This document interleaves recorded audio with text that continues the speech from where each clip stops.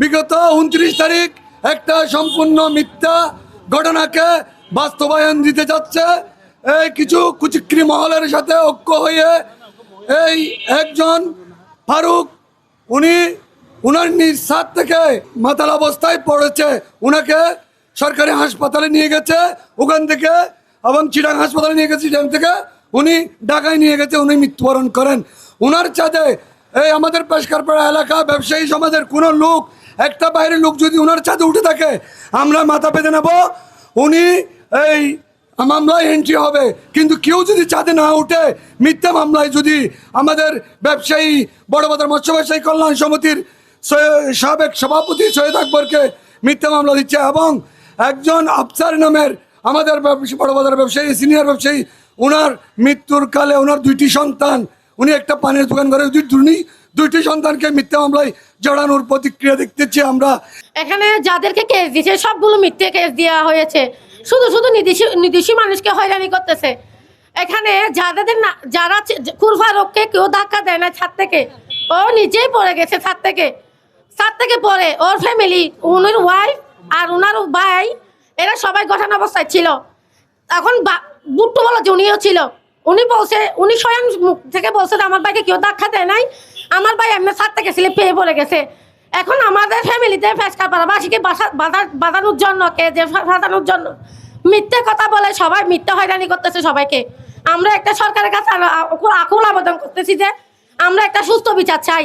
আমি ঘটনায় ছিলাম, আমার মেজে মায়ার আমি রিক্সার জন্য দাঁড়ায় থাকছি, ও নাকি ডিল মারতেছে, গাড়িতে গালাগালি করতেছে। তারপর আমি বলতেছি যে ওই মেয়ে এটা কে দেখো তো, ও নাকি মুকুর ফারুক কি হয়েছে, ও নাকি ছাদ থেকে লাফ দিয়ে পড়ে গেছে। আমি সরাসরি দেখছি মদকে, শুধু শুধু আমাদেরকে নিরাপদ মামলায় হয়রানি করতেছে। আমরা মিথ্যা মামলার বিচার চাই। আমার ভাইকে মিথ্যা মামলা ফাঁসানো হচ্ছে, মিথ্যা মামলার আমরা বিচার চাই। আমার ভাইয়ের জন্য আমরা এখানে সবাই আসতেছি। আমার ভাইকে মিথ্যা মামলায় ফাঁসানো হচ্ছে, মিথ্যা মামলার আমরা বিচার চাই, সুষ্ঠু বিচার করুন।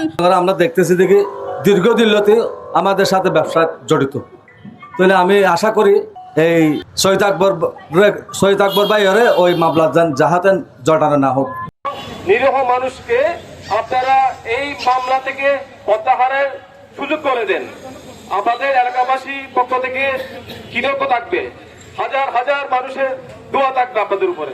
ওরা সুষ্ঠু সুন্দর তদন্তের মাধ্যমে এই মামলাটিকে আপনারা হ্যান্ডেলিং করে, এটা আমরা এলাকার সবাই জানি, ওনাদের ফ্যামিলিও জানে, এবং প্রশাসনও আমার মনে হয় তদন্তের সাপেক্ষে জানে। এদের বাসায় বাইরে কেউ ওনার ফ্যামিলি ছাড়া ওদের ছাদে কেউ উঠে নাই। ফারুক মদ অবস্থায় ছাদ থেকে পড়ে মৃত্যুবরণ করেছে, এটাই সত্য, আমরা এটাই জানি। এই মিথ্যা মামলা থেকে নিরীহ এবং যুব সমাজ এবং ব্যবসায়ীদেরকে হয়রানি করার কোনো মানই হয় না। কি টাকার উদ্দেশ্যে তাদেরকে মিথ্যা মামলায় জড়ানো হচ্ছে, নাকি এমনি কারো থেকে কেউ অতীতের প্রতিশোধ নেওয়ার জন্য মিথ্যা মামলা দেওয়া হচ্ছে? এটা প্রশাসনকে খতিয়ে দেখা দরকার। সমুদ্রের গর্জনে ভিন্ন স্বাদের সামুদ্রিক খাবারের ভরপুর আয়োজন উপভোগ করতে আজই চলে আসুন প্যাসিফিক বিচ লাউঞ্জ ক্যাফে কক্সবাজারে।